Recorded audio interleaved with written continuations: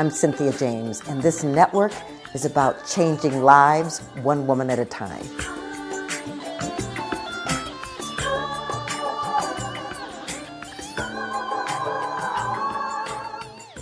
Welcome to Women Awakening. I'm your host, Cynthia James, and I get the honor of introducing you to spectacular women. Women who stand in their power, have taken control of their lives, and are making a difference on this planet. They are way showers. They model for us possibilities. And so, I would invite you to get out a pen and a paper because they always say something fabulous that you can take away, a tool you can use. We are doing these every week, and we're on Spotify, iTunes, iHeart, Spreaker, Amazon Video, YouTube. Subscribe, come back, tell your friends, any woman you know who's ready to take a leap into her greatness. You can also go to cynthiajames.net. That's my website, and there's lots of resources there to support you. So I want to introduce you to this beautiful woman. Her name is Valerie Greene. She's a unique relationship mentor. She's an author and a speaker, and she helps women to inspire their man to fulfill their deepest needs and desires, a highly successful alternative to relationship therapy. Valerie helps women and couples create a secure, emotional connection, and it's not just about problem solving or communication skills. She has numerous certifications in coaching, NLP, and emotional healing modalities. And she leads workshops, retreats, and online courses for women and couples. She's also the creator of the 12-week Man-ifest Lasting Love coaching program and the author of the book, The Commitment Roadmap. The book teaches women how to inspire their man to commit to a lifetime of lasting love. Valerie, welcome. I'm so glad you're here. Hello, Cynthia. Wow, I love that introduction. I feel so honored. And of course, I'm also inspired by the work that you do. Oh, thank you. So I just want to start with how you grew up, where you grew up. I'm sure you didn't come on the planet saying, oh, I'm going to be a relationship expert. Right, exactly. I know. Yes, I had a lot of challenges that led me to do this. So just kind of bullet points, because the whole interview could be about this, I guess, is that my childhood, my parents were very loving. And they did everything that they possibly could to love me, to help me, to support me. But they both had a lot of early childhood trauma that they didn't know about. They just had repressed it, or they had, not healed it, because back then in the 70s, it wasn't really known that what it takes to heal childhood trauma. And the human potential movement started in the 70s. And so if I had a feeling, they would say, feelings are okay, but don't listen to that, solve the problem logically. Yeah. And I'm sure we all heard that. And the thing is that I was bullied pretty heavily as a kid. And so through no fault of their own, they didn't know how to help me because I needed a lot of emotional support, but they tried to solve the problem instead. And so I was really overwhelmed, and I shut down my feelings. And so I didn't feel my feelings, but I didn't know that I didn't feel my feelings, because you don't know what you don't know. I just thought everything's fine, right? I'm happy. I'm sure everything's fine. But the other thing is that my dad, he argued with me a lot as a kid. So it's just because he was abused in his childhood. So that's the language that he had. He was loving me, but it's we would argue all the time. And so that's what I learned. So in my 20s, when I was having long-term relationships with boyfriends, we would just argue all the time because I didn't know how to share my feelings. I didn't know how to do anything other than make him wrong, because I would just argue with my dad constantly in childhood. So that really started me on, it gave me really an insatiable drive to learn how to resolve conflict. And what do I do instead?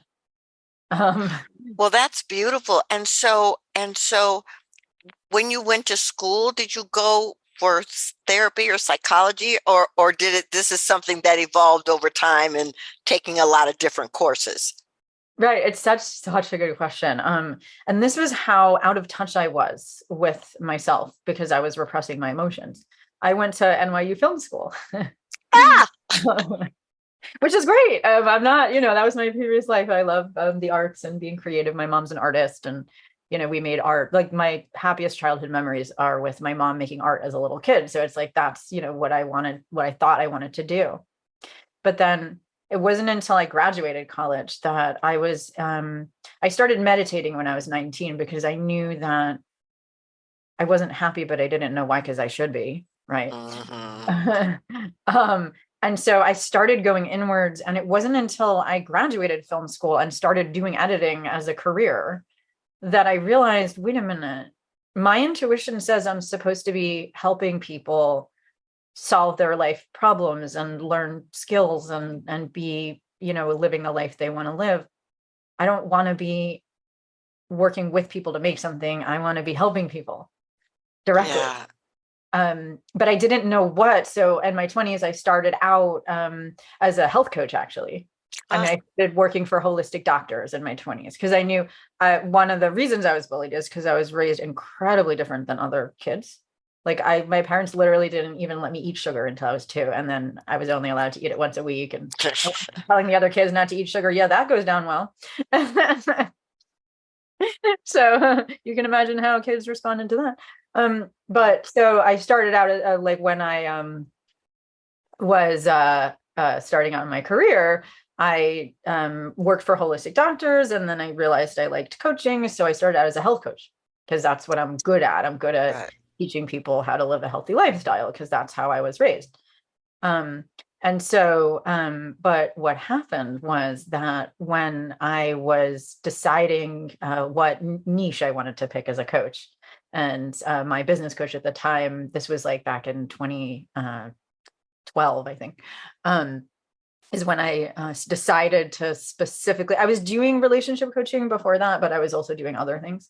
So when I mean, coaching people in other areas, including, health and other things. But when I look back and I created a spreadsheet, like, what was the biggest difference that I made in people's lives? It was always in the relationships. Like, they would come to me because they were emotionally eating, but then the reason they were emotionally eating is because they were fighting with their spouse. And that's what I actually wound up helping them with, is, making peace with their spouse. And then magically they are able to now stop emotionally eating, but it wasn't the food that was the problem. It was the lack of emotional self-soothing skills and communication skills. Beautiful. Well, so, they say we all teach what we need to learn. Exactly. And so what, as you were working with people, what were you doing for yourself to get away from that arguing relationship dynamic so that you could open to love? That's such a good question. Yes. And so when I decided that I had this insatiable drive in my 20s to learn to resolve conflict, I pretty much, my saving grace as a kid is that I'm really smart. So I did really well in school, right? Because I didn't have I had fun in high school. I figured out social stuff in high school, but but I am really good at just absorbing a lot of information and then applying it to my own life.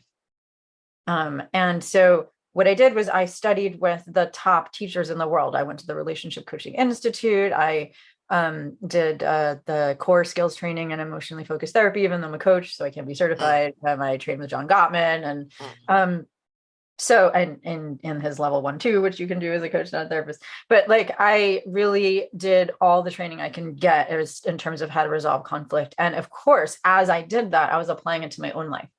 So but it's I would use the tools of my clients, and then I would use the tools myself, because I don't understand how anyone could tell someone to do something and not do it themselves. Right. Obviously I walk my talk. So the main skills that I learned that I had to learn, and obviously these are also the main ones that I teach now. And I'm happy to share, my journey around that, because I've had a ton of arguments and conflicts, and I have been divorced and now I'm happily married and all of it. Like I have a long journey with that. But the main skill that I didn't have, because I wasn't feeling my feelings, but I didn't know that I wasn't feeling my feelings, right? Like we think we are, right? I'm happy, I'm sad, I'm angry, whatever. But when I wasn't getting my needs met in the relationships that I had in my 20s, I would make the man wrong. I would just be like, why didn't you do it that way? Why'd you do it that way? You know, and that would lead to him getting defensive, and then we would argue about it. And so I needed to learn, first of all, how to feel my emotions at a deeper level, so that I can learn how to shift my vibe from complaining about what I don't want, to not just superficially knowing what I want, which is what I learned as a coach. Like, so for example, if I'm going to use an example, let's say my husband, said that he would clean the bathroom, and he didn't that day or whatever. So in my 20s, I would have just been like, the bathroom isn't clean. What happened? And I would just make him wrong and we'd argue. So instead, I had to learn how to feel my feelings and discover my needs. And people think a need is, I need you to change, which is what I thought. But as Marshall Rosenberg, the founder of nonviolent communication, says, needs are life energy. It's like what would make life more wonderful, and it's an embodied experience. And I didn't realize I wasn't feeling my body on a deep level. It was just stuck in my head. Right. And so I needed to learn how to make that journey down from my head, down into my heart, down into my body, so that I can say, all right, what would it provide for me if he had cleaned the bathroom today? Why is that bothering me so much? What do I want instead? And why is that important to me? And feeling that as an embodied feeling, and then shifting my vibe from, I'm just upset that he didn't do it, and I'm just going to share my negative feelings. And, because like I also teach women how to share their feelings rather than tell a man what to do. But then I made the mistake of sharing my unpleasant feelings too much. Right. And then he heard that as complaining. Right. And so it's like the art of emotional alchemy, as I refer to it, but I can't trademark that because I think it already has been trademarked. But it's alchemizing the complaining about what I don't want into really feeling the beauty of the need if the need is met. So that's, and I have a process that I teach my clients in how to do that. And I call it self-empathy, based on the CA self-empathy practice, but mine is more in depth than the traditional one, where you feel your feelings as a body sensation. And so if I were to do that with the example, I would say, okay, I feel frustration as a tightness in my chest. And I know that frustration is a secondary reactive emotion. There's a more vulnerable emotion underneath. If I express the frustration, then he's going to feel made wrong. And like not cleaning the bathroom one day is not a huge deal. So then it's like, I don't want to rail him for that. So I need to tune into my vulnerable feelings. Like, okay, what is it? Is it that if he doesn't do it, then I'm scared that he doesn't value integrity? And then maybe what would I be scared that he wouldn't do other than that? Because cleaning the bathroom is not a big deal, but maybe he would forget to pay the mortgage, right? Like, so is it that? Is it that I'm scared about the lack of integrity? Or is it that I feel really stressed out when the place isn't clean because I need order and beauty? Right. Well, that's powerful. And I mean, because what you're really saying is that if we take our eyes off the other person and go into our own feelings and needs and desires, then we can make a shift and learn how to communicate in a way that's not attacking, which is powerful. So your book, what is the commitment roadmap? Yes, thank you. So basically I would give the same advice to clients over and over again. So I just so I didn't even decide to write a book. I had taught the same things over and over again. And I give really detailed notes to my clients. So I realized I'd already written like 200 pages of content that I can share with people. And I'm teaching the same things again and again. I should put it into a book. So basically, the book has all of the information that you need, in my opinion, whether you're out of the dating scene for a while because maybe you are you focus on your career, or after a bad breakup, how do you even get started again? If you're already dating and you're attracting unavailable men, how do you screen better so that you only attract the men that actually deserve your time? What, as for you, what is your values, your vision, your deal breakers, your must-haves, like your self-confidence? And how can you actually make sure that the guy wants the same thing without interrogating him, right? We're making it feel good. And then also how to heal from your limiting beliefs and unmet needs from childhood so that you're not projecting those onto the man. Like I have practices in there to heal limiting beliefs and identify what is likely to trigger you in a relationship based on one's childhood wounds. Because I've done a lot of emotional healing training, and I help my clients one-on-one on that. So I have simple practices to reprogram your limiting beliefs and heal your emotional blocks so that you're emotionally available and feeling secure instead of anxious. And then, so that's the first part of the book, is the inner work. And then the second part of the book is the outer work. When you're on a date, what are the do's and don'ts that actually make the date go well? What questions do you ask to tell if he has, you know, the same things, how to make that feel good instead of being an interrogation? And then how do you navigate chemistry and compatibility? How can you date multiple men and not make them jealous? What do you say?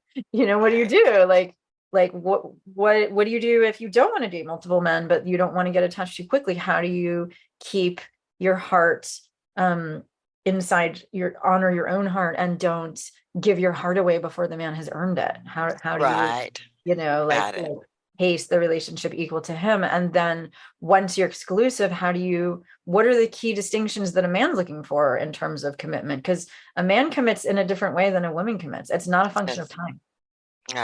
Men don't say, like, I've been with her for a certain amount of time, so yeah, that's the right thing to do to get married.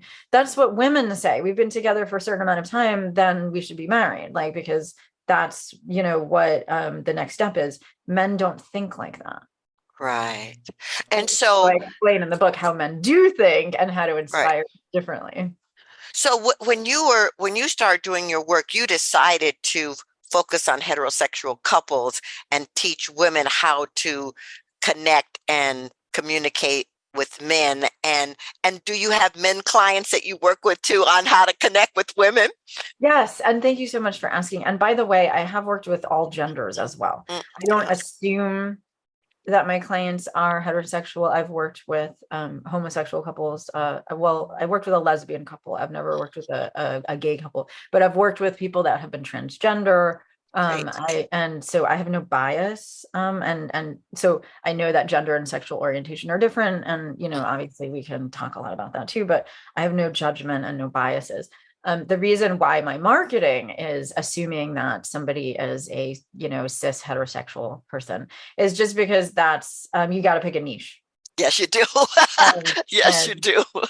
So I say women, but I assume that it's people identifying as women who are attracted to people identifying as men is most of my niche and my marketing. But yes, I do also have male clients. But I don't like market to men just because my marketing is to women, just because most of my audience happens to be women, and it's partially because I'm a woman, I'm imagining. But of course, I actually always have a couple of men that I'm supporting one-on-one. And when I work with men, I teach them the corollary skills. I mean, same skills, how to ask for what you want instead of complaining. But when I work with men, a lot of times it's learning how to get out of their heads and give the woman emotional support rather than solving the problem, and how to tell her what she needs rather than making her wrong, because men haven't really learned those skills either. Yeah. Well, you know, I think that what you're doing is a very powerful thing right now, because relationships are at the top of mind for an enormous amount of our population and our culture. And we haven't been taught how to be with each other, how to see each other, how to honor each other, how to love each other. So I just think it's so beautiful what you're doing. Tell me, how do people find you and your work? Yes, thank you so much. So my website is coachvaleriegreene.com, and the Green has an E at the end of it. So it's COACHVALERIEGREENE.com. And I actually have 4 different kinds of free gifts. If you go to the tab that says, free gifts, I believe, I'm like, I don't even know my own website, but it's obvious. There's products, and that's the online course in the book, but then I have 4 free gifts. And so one is for single women, one is for women that are in a committed relationship, but your partner doesn't want to participate in coaching. So you're the one who is committed to changing yourself, and what are the highest leverage things you can do to change the relationship if you're just working on yourself. And then I have a niche, a free gift for singles called the Magnetic Dating Formula. And it's, basically how to vet men to see if they're compatible, and, just general skills. It's a few free chapters out of the commitment roadmap. And then I have a free gift for couples, and for how to transform conflict into intimacy. And then I also have a free gift for general emotional healing. How do you work through the blocks in the way of intimacy so that you can be available for love? So all those free gifts are available on my website as ebooks or videos. And so that's, I think, the best way for people to learn more about what I do. Well, I love it. And ladies, if you are in a place where you're wanting to shift your relationship to relationships, please go and check out her website, her book, and her beautiful course. So, this show is called Women Awakening. And so I asked my guests the same question. What do you think is the most important thing about women awakening at this moment on the planet? Yeah, thank you so much. That's such a good question, because I think that as women, most of the women that I know are people that identify as women, we still think that we have to be in our masculine energy because our culture is still patriarchal. And what that means is that we value what we do as a culture over how we feel as a culture. That's just the cultural conditioning. And so for women awakening, I mean, obviously I am sharing my own journey here, but I tend to attract a lot of clients as well who are also in their masculine energy, which is in essence just focusing on getting things done, analyzing, solving problems, providing, doing. And feminine energy is about receiving, allowing, being able to feel our feelings and express our desires in a way that inspires other people to want to give to us. And, really allowing ourselves to express our feelings and our deeper vision about what we want in life in a way that inspires others. That's the gift of the feminine. And it's not about doing things. And so in my own awakening, it's been a huge journey from thinking I'm a human doing to thinking I'm a human, or feeling that I'm a human being. Yes. Yeah. And I think that that's the journey that a lot of women are on right now, is like, because we're taught to be successful in the business world, but we're not taught to really learn how to drop into our feelings, identify what we need on a deeper level, like what we really desire, and how to express that in such a beautiful way that other people are moved and inspired. And in my opinion, awakening is going deep enough within ourselves, to touch the beauty of the experience that we want to have. Like when I was talking about the bathroom, it's like, what does beauty and order mean to me? Like, how good do I feel when I'm in a space that is beautiful, and that means that I'm admiring all the colors, and I'm admiring the sense of ease and peace that I feel inside my own body, and just allowing myself to visualize, even if I don't have that right now, even if my place is messy, which, truth be told, it actually is. That's why there's a virtual background. That I'm able to inspire myself with the beauty of what I desire. That is the essence of the law of attraction, in my opinion, that I'm really just living with this absolute certainty that this is on its way, that I'm feeling like, even though I'm not like, because I'm looking around my actual apartment, there's a little mess, but like, can I, on top of that, also see the beauty of like that it's already done? I don't have to do all the work to make it happen. I'm just by acknowledging the beauty and feeling the hope and the inspiration for what I want, I'm not the one that has to do all the work. Absolutely. Well, Valerie, And it's not like, I just want to say, like, it's not like, you know, you make a vision board and hope that it'll happen, right? I mean, the law of attraction, in my opinion, is about being inspiring so that we don't have to do the work, so that like we inspire those around us to do what's authentic and joyful for them for to make it them, happen. So that's what I wanted to say. 100%. Well, thank you so much for being here. Your wisdom and your beauty and your commitment is stellar. And I'm, ladies, I hope you've been taking notes and you will look at the work that Valerie's doing. I really appreciate your being on the show, Valerie. Oh, you're very welcome. It's just such a pleasure. And if even one woman out there benefits from this because she transforms something that she doesn't like into something that she feels hopeful about, then my day is fulfilling.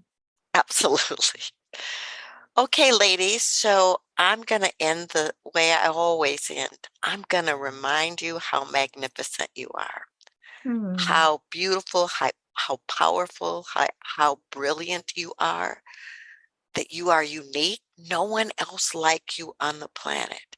So, whatever it is that's calling you forward, say yes, and the universe will meet you. I'm grateful that we get to spend this time together and that I get to introduce you to fabulous women. And I will see you next time.